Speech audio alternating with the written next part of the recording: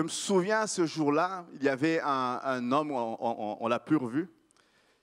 Il est venu et moi, j'étais en train de présenter la Pentecôte, j'étais en train d'expliquer.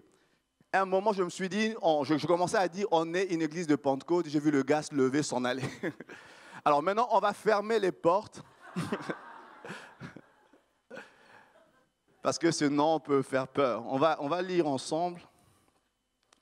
Acte 1, 4, 5.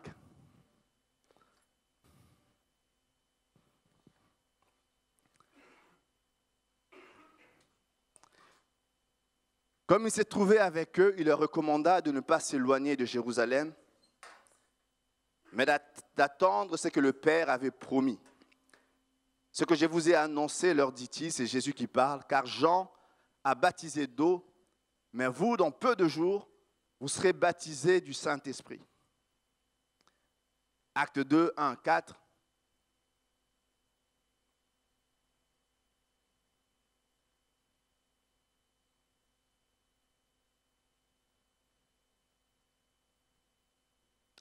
Des langues semblables à des langues de feu leur apparurent séparées les unes des autres et se posèrent sous chacun d'eux.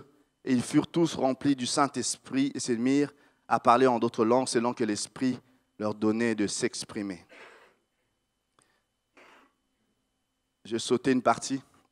Ceci se passe au jour de la Pentecôte. Alors, c'est quoi la Pentecôte? Vous verrez que quand vous allez, il y a plusieurs formes d'églises qui existent. Et moi, je crois que chacune de ces églises a une place. Dernièrement, je parlais avec un frère qui me parlait de leur église, des difficultés qu'ils vivaient. Et moi, je leur disais, écoute, nous faisons partie de la même équipe. Pour moi, quand on est en train de travailler, que vous soyez dans une église ici ou ailleurs, nous sommes partie de la même équipe. Nous jouons contre l'ennemi. Et il y a plusieurs types d'églises qui existent. Nous, on est une église pentecôtiste. Personne ne se lève?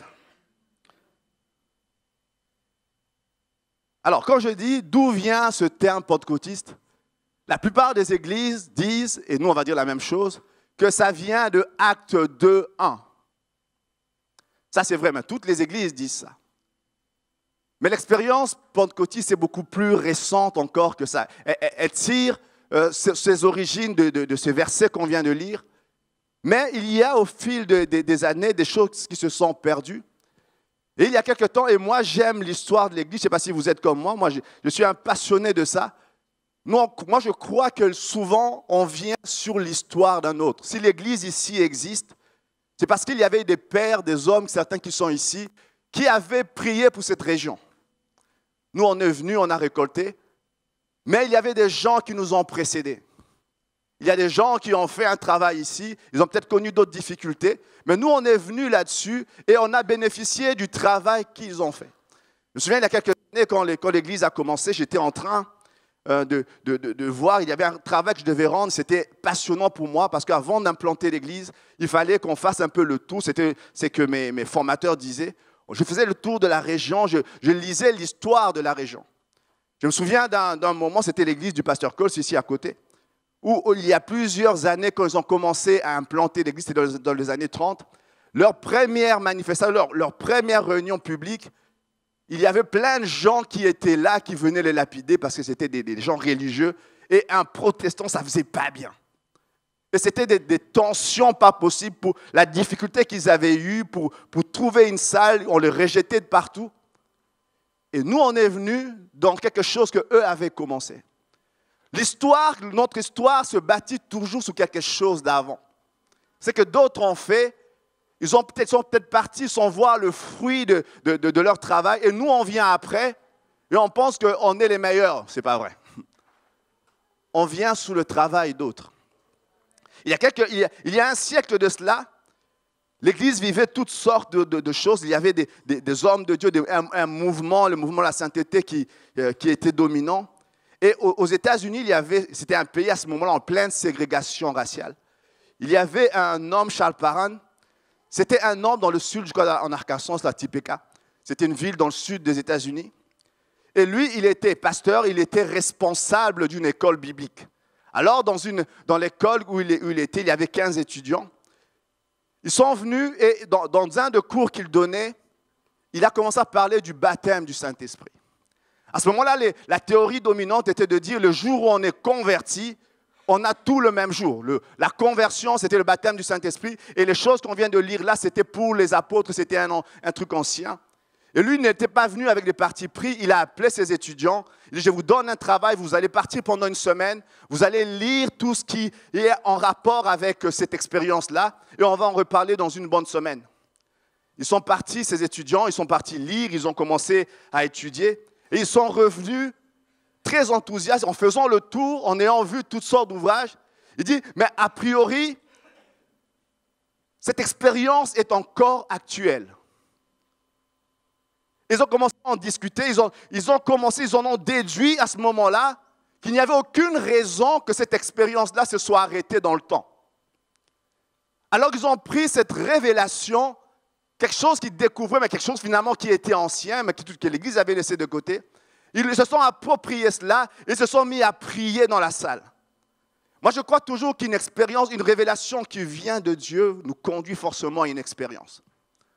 Alors, ils se sont mis à prier dans la salle, et pendant qu'ils priaient dans la salle, instantanément, quelques-uns se sont mis à parler de langues qu'ils ne comprenaient pas. Et là, derrière la porte, parce qu'il avait la ségrégation raciale, lui n'avait pas le droit d'être là, il y avait un monsieur, William Seymour, c'était un noir qui était assis derrière la porte, et lui écoutait cela. Alors, il était touché, il disait, c'est quoi cette affaire?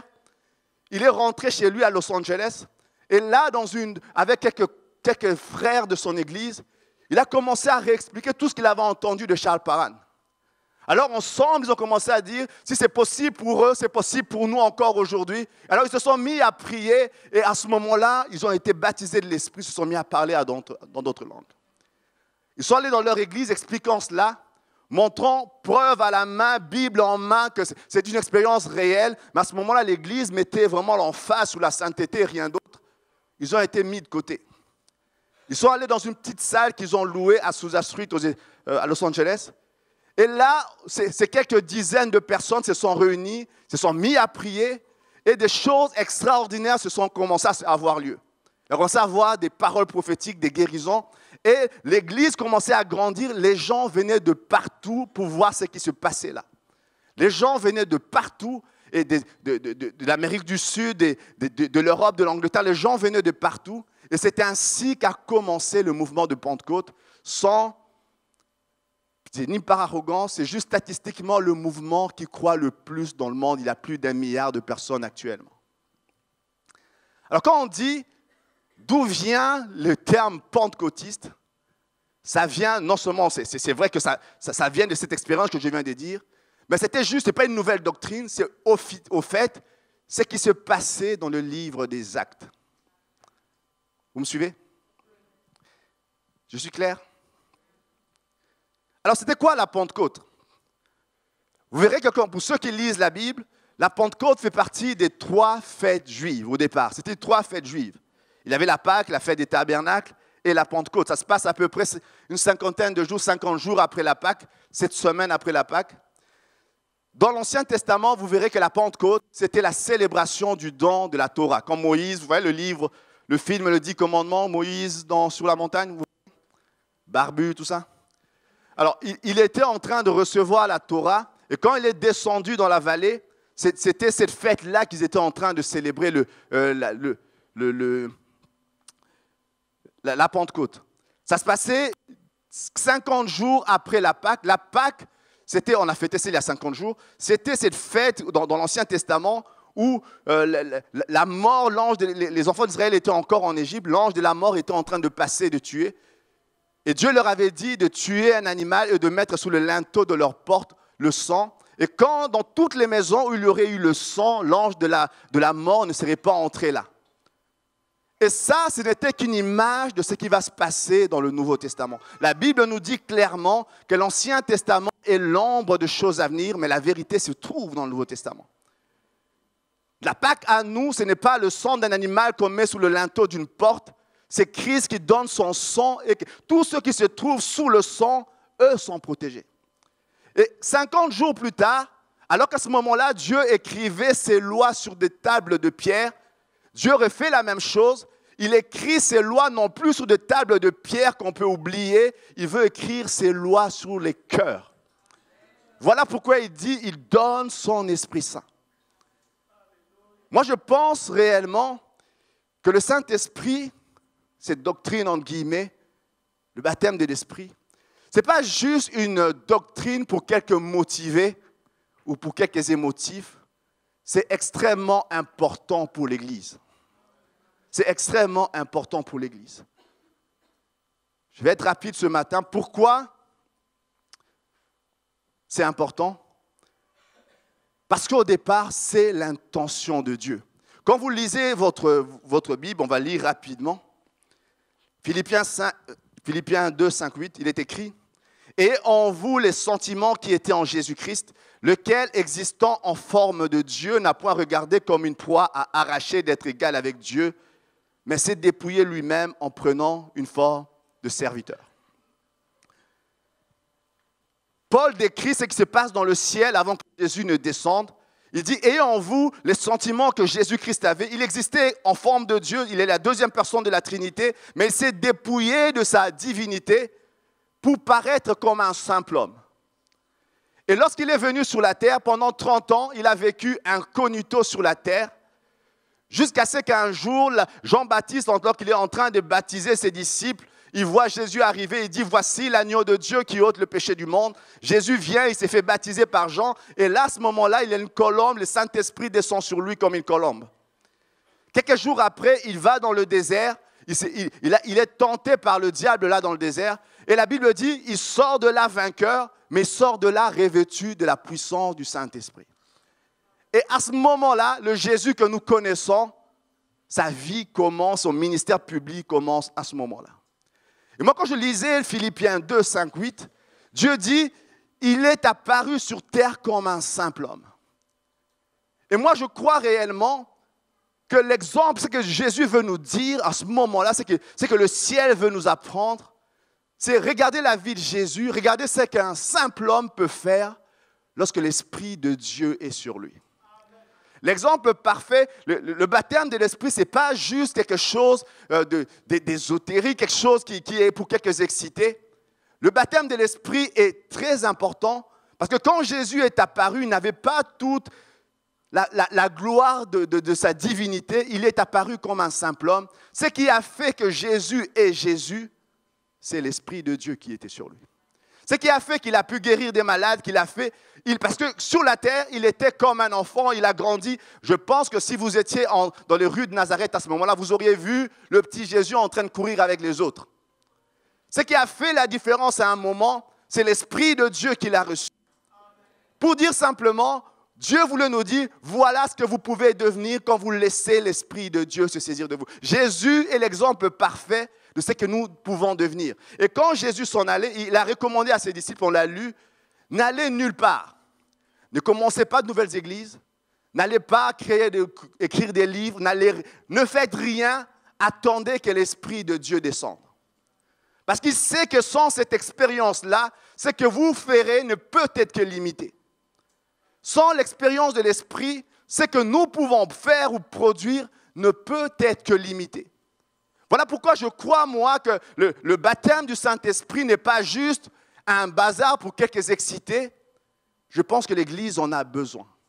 Je pense que chacun d'entre nous, nous en avons besoin. Et si Jésus, malgré la gravité de l'heure, à un moment, il s'en va, il y a un besoin immense que le monde soit touché. Il dit, ne partez pas, restez là. Il y a des églises à construire, il y a des choses extraordinaires à faire, mais restez là jusqu'à ce que l'Esprit descende. Parce que si l'Esprit ne descend pas, ce que vous pourrez faire sera limité. Alors que si l'Esprit descend, vous allez marcher dans une dimension nouvelle. Et là, c'est qu'on a l'expérience, qu'on a lu. On voit à un moment donné les disciples. Et ce qui est particulier quand vous lisez, avant ça, ces gens étaient dans cette pièce en train de trembler, qu'ils se fassent prendre comme Jésus. Ils étaient en train d'avoir peur là dans cette pièce. Et puis Jésus ressuscité. Ils sont restés là.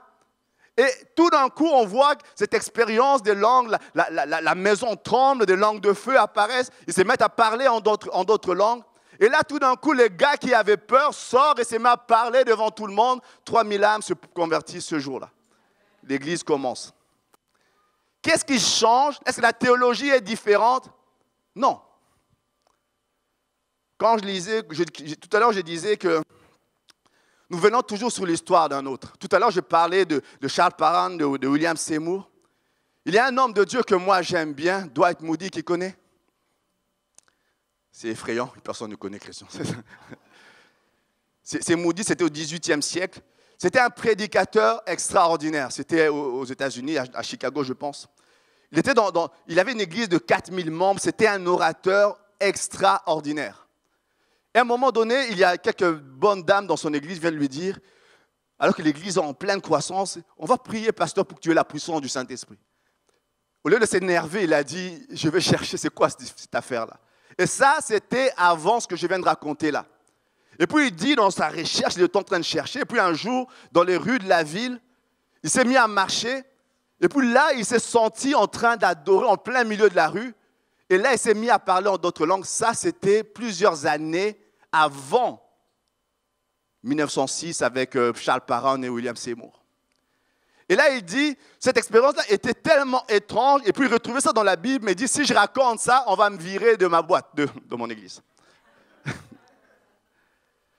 Il a gardé ça, mais il dit, depuis ces jours-là, ma prédication, je prêchais les mêmes messages, mais il y avait quelque chose d'autre.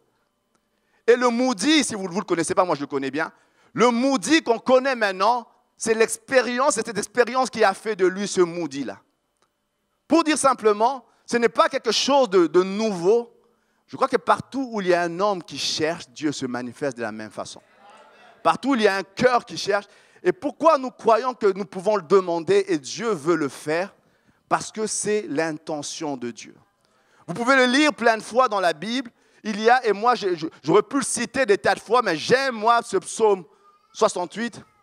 Ce psaume, moi j'aime bien, parce que vous savez, des fois on dit un psaume de louange. Ce psaume commence en disant « L'Éternel se lève et ses ennemis se dispersent ». Qui aime ce genre d'affaires? Et il dit à un moment donné, « Ton Dieu ordonne que tu sois puissant. Affermis, ô Dieu, ce que tu as fait pour nous.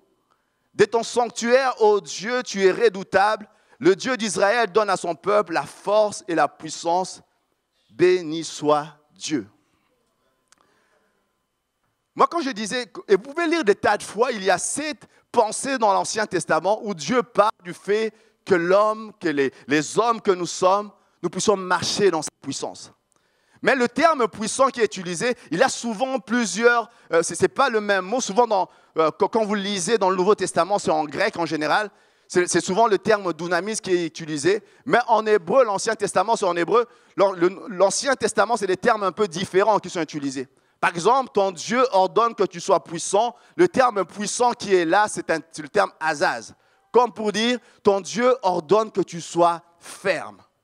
Tu ne sois pas un gars qui s'effondre aux moindres choses. Ton Dieu ordonne que tu sois ferme. Et plus loin, de ton sanctuaire, ô Dieu, tu es redoutable. Le Dieu d'Israël donne à son peuple la force et la puissance. Et le mot puissance qui est là, moi j'aime encore plus. Ce mot veut dire ta'atsuma. Dis à quelqu'un ta'atsuma. Rendre fort, rendre puissant, briser les eaux. Je vais vous montrer pour que vous compreniez l'histoire. L'image, c'est l'image d'un gars, de soldats autour d'un feu. Prenez un peu cette image pour que vous compreniez ça veut dire quoi, ta'atsuma. Cette image de soldats autour d'un feu, et puis ils sont en plein combat, tout ça. Ils sont en plein d'un feu, il y a un moment, un campement qui est là. Et puis un s'éloigne, et puis là, pendant qu'il s'éloigne, l'ennemi tombe sur lui.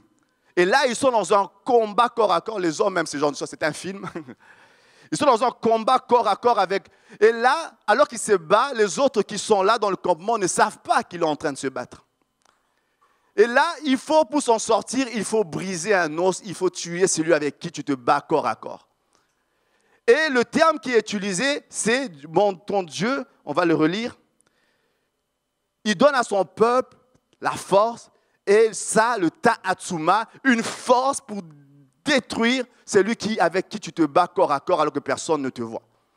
Moi, quand j'étais en train de le lire, waouh, je me disais waouh. Combien de fois il n'arrive pas alors que nous sommes ici, tranquilles, vous peut-être ou moi, il y a peut-être quelqu'un ici, qui est en train de faire face à des luttes internes, à toutes sortes de combats, et celui qui est assis à côté de toi n'est pas au courant. Tu es en train de te battre avec tes propres pensées. Tu es en train de te battre avec peut-être une dépression ou quelque chose qui te tient. Et là, tu ne sais pas, les gens qui sont à côté de toi te voient juste avec ta belle veste, ta belle robe. Ils ne savent pas tous les combats qui se passent à l'intérieur de toi. Et Dieu dit, dans ce genre de combat-là que personne ne voit, je suis capable de te donner le ta'atsuma pour être capable de détruire celui qui te combat dans le secret. Alors j'aimerais dire à quelqu'un ce matin, quand Dieu parle de la puissance, vous recevrez une puissance, c'est pour être des témoins. Il pense à tout cela. C'était une promesse de l'Ancien Testament que peu importe face à quoi tu te tiens, dans le privé, dans le public, peu importe. Des fois, nous croyons que la puissance du Saint-Esprit, c'est bon pour un dimanche matin, quelques excités en train de parler en langue. C'est pour la vie. C'est pour tes moments où tu es en train de te débattre avec des choses que personne ne voit. Et là, alors qu'il fut un temps, les gens étaient tout le temps dans la défaite, Dieu dit, je vais te donner un ta'atsuma. Une force capable de terrasser celui qui te tient face. Vous serez peut-être de vous rouler dans la boue, mais Dieu dit, je te donnerai une force pour lui briser les os et pour sortir de là. Dieu veut te donner une force pour sortir de ce qui dominait sur toi. Voilà pourquoi il faut que vous et moi, nous cherchions l'Esprit de Dieu. Et moi, j'aime ce terme, baptême du Saint-Esprit. Parce que souvent, quand on parle de baptême, nous, on a souvent une connotation qui est un peu galvaudée. Des fois, quand on dit baptême, on a souvent l'image d'un terme religieux. Baptême, on vient plonger quelqu'un dans l'eau. Ou simplement, pour ceux qui a été étudiants ici, qui a déjà fait son baptême, on va se repentir tout à l'heure, qui a déjà fait son baptême? Ou baptême, il y avait les étudiants, cette cérémonie des étudiants, c'était pour les gens qui venaient. Ou encore baptême de l'air, c'était les gens qui prenaient l'avion, qui pilotaient un avion pour la première fois. On a toujours cette expérience, soit c'est quelque chose de religieux, soit c'est quelque chose qu'on fait pour la première fois, ou qu'on fait qu'une unique fois. Le terme baptême vient du grec baptizo, c'était un terme d'une banalité extraordinaire. C'est-à-dire quand vous plongez, vous allez faire la vaisselle, vous étiez en train de baptiser la vaisselle. Il n'y avait rien de religieux là-dedans, c'était un terme courant. C'était simplement le fait d'immerger. Quand un bateau sombrait, on disait le bateau était baptizo. C'était un terme banal. Et quand Luc parle de cette expérience, quand les apôtres décrivent ça, ils parlent du fait d'être plongé dans l'Esprit. Il y a une expérience quand nous venons au Seigneur, nous recevons l'Esprit. Tout chrétien qui vient donner sa vie à Christ reçoit l'Esprit. Car la Bible dit, celui qui n'a pas l'Esprit de Dieu ne lui appartient pas. Celui qui donne sa vie à Christ reçoit l'Esprit. Mais il y a une expérience différente, qui est le baptême du Saint-Esprit.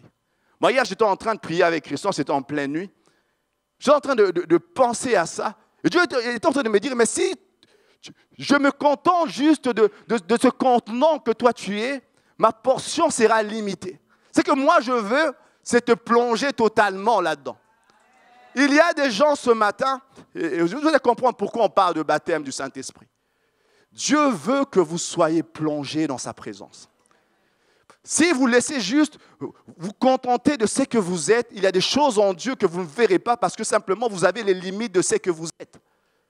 Mais Dieu veut que vous fassiez des choses à sa limite. Or, nous savons qu'il n'a pas de limite.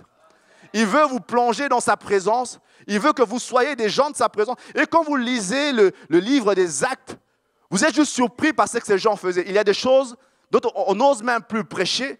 La Bible dit à un moment donné, les gens venaient de partout là où étaient les apôtres. Et tous ceux qui venaient étaient tous guéris. Tous. Des fois, on dit, on va relire dans d'autres traductions, peut-être qu'ils se trompent. Non, tous. Tous. Et on dit, il y a des vies, des gens. Et certains, et c'était tellement fort que Pierre était en train de passer. Et les gens mettaient les malades, simplement que l'ombre de Pierre puisse les toucher. Et ils étaient quand même guéris. Dieu dit, je vais te plonger dans ma présence pour que tu vives des choses qui vont au-delà de ce que toi, tu es capable d'accomplir toi-même. Je veux que chacun, qu'on sorte d'ici, en ayant cette certitude que le baptême du Saint-Esprit, c'est quelque chose que Dieu veut pour chacun d'entre nous. La Bible dit, aussi méchants que nous sommes, nous avons donné de bonnes choses à nos enfants. à combien plus forte raison le Père n'accorderait-il pas le Saint-Esprit à ceux qui le lui demandent? Y a-t-il des gens ce matin qui le demandent? Mon deuxième point ce matin pour le Saint-Esprit. Le Saint-Esprit est disponible pour tous. Des fois, nous confondons, nous croyons que le baptême du Saint-Esprit, c'est une espèce de médaille quand nous sommes baptisés. Moi, je me souviens il y a quelques années, quand j'ai été baptisé du Saint-Esprit, c'était des moments pas terribles de ma vie, je veux confesser ce matin. Ce jour-là, je me souviens bien, c'était un moment où j'étais pas bien. Je luttais avec comme je vous parlais, des ta'atsuma, j'étais en train de lutter avec des choses. Je venais de me convertir, ça faisait quelques semaines. Et à ce moment-là, j'étais en train de lutter avec des choses en moi-même. Vous savez, quand vous venez au Seigneur, il y a tout un passé que vous portez avec vous. Il y a un passé de lutte, un passé de choses pas bonnes. Si je le dis comme ça, certains ne vont plus me saluer à la fin, on va dire. Il y avait des choses pas bonnes qui étaient là. Et on était en train de lutter avec. Et ce jour-là, il y avait un séminaire dans l'église où j'allais, on parlait. Et moi, je me disais, Seigneur, je n'étais pas bien, je m'attendais à juste que le Seigneur m'aide à un moment donné. On a parlé, puis pendant le message, le prédicateur disait, il y a des gens qui vont être baptisés du Saint-Esprit. Il le disait avec conviction. Et puis moi, je venais là, j'ai répondu à l'appel, mais j'étais vraiment loin de penser que je faisais partie de ces gens-là. Moi, je venais pour mes problèmes. Et là, je suis venu, il a commencé à prier pour moi et instantanément, des choses ont commencé à prendre place. Je me suis mis à parler à don. C'était quelque chose d'extraordinaire. Et quand j'étais là, je peux dire, je porte une médaille, je suis un super chrétien. Non, du tout. J'étais juste un gars qui avait besoin que Dieu vienne le fortifier. Pour dire simplement, le baptême du Saint-Esprit n'est pas la récompense de celui qui marche avec fidélité, droiture, qui ne pêche jamais. Ce n'est pas ça.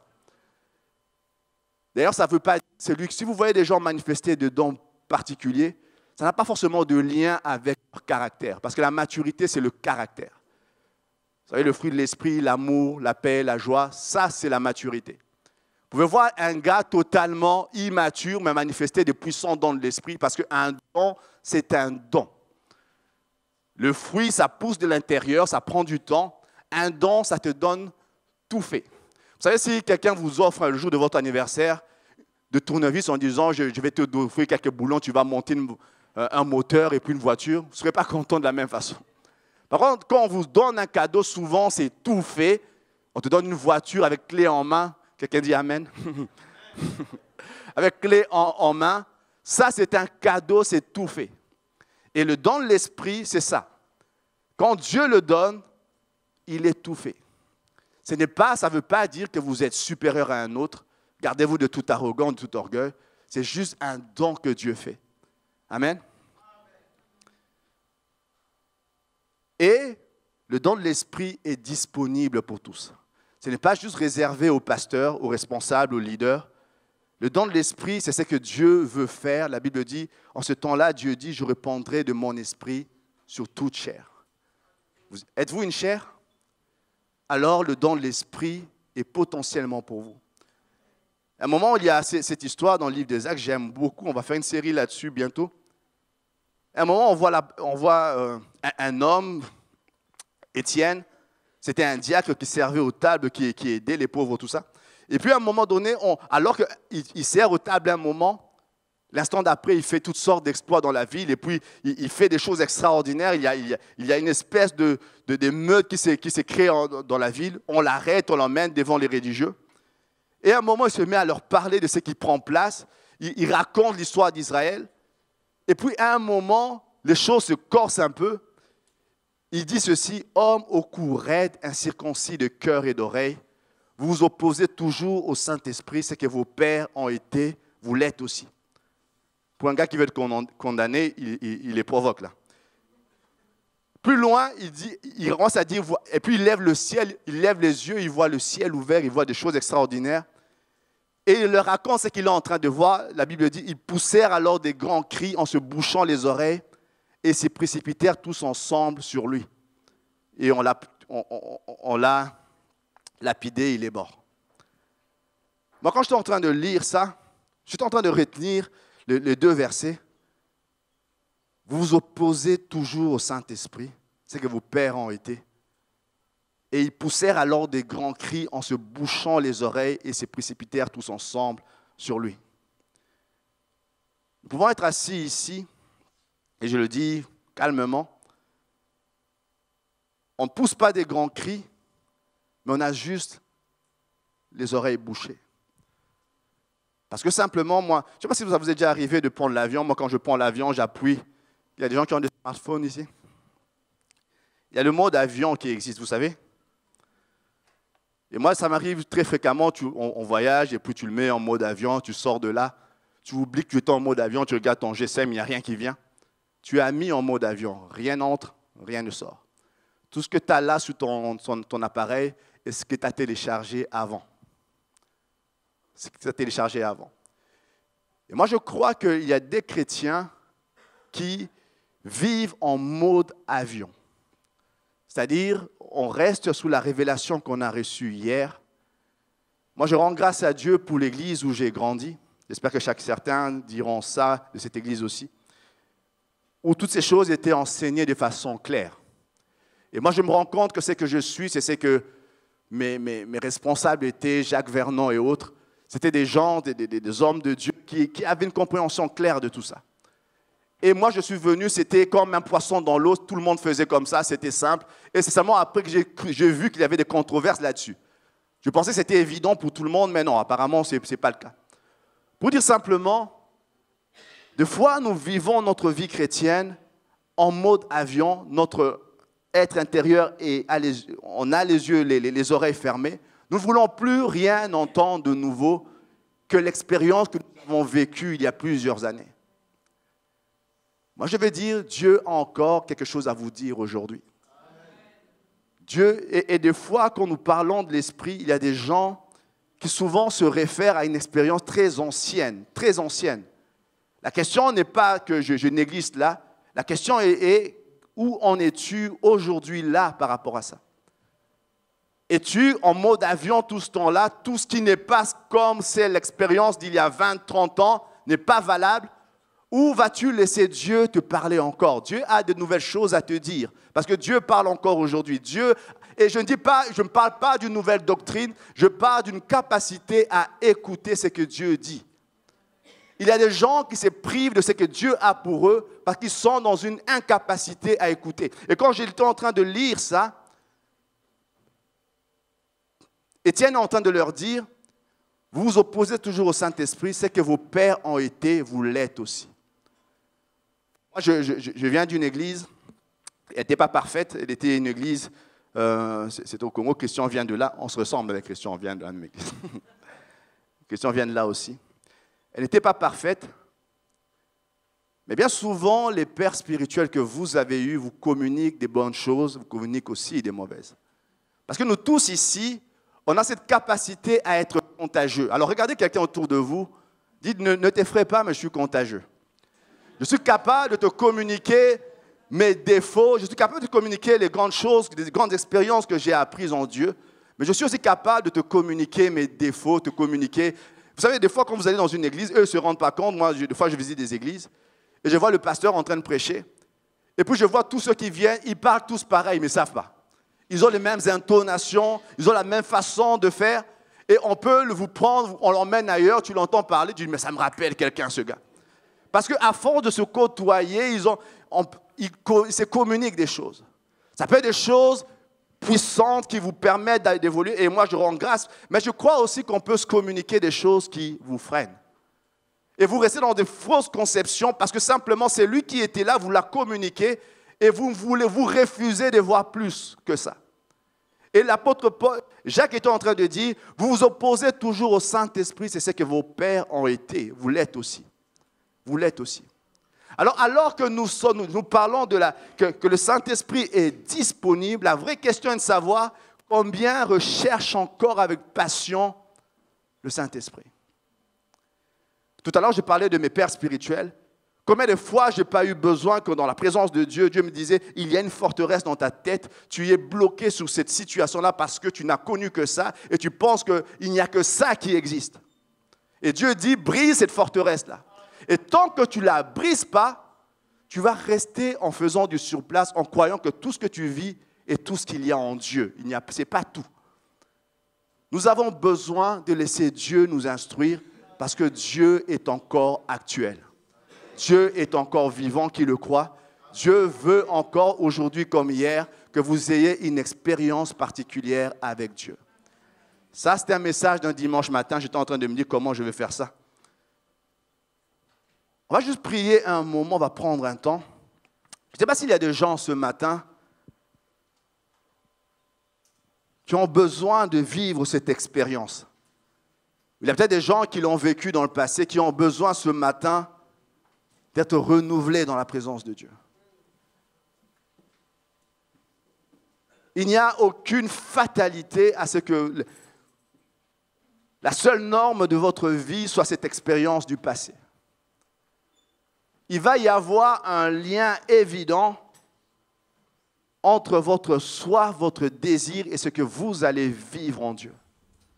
Vous savez, quand on parle du livre des Actes, on voit un moment Jésus ressuscité et la Bible nous dit clairement qu'il parle à 500 gars, 500 personnes qui l'ont vu ressusciter.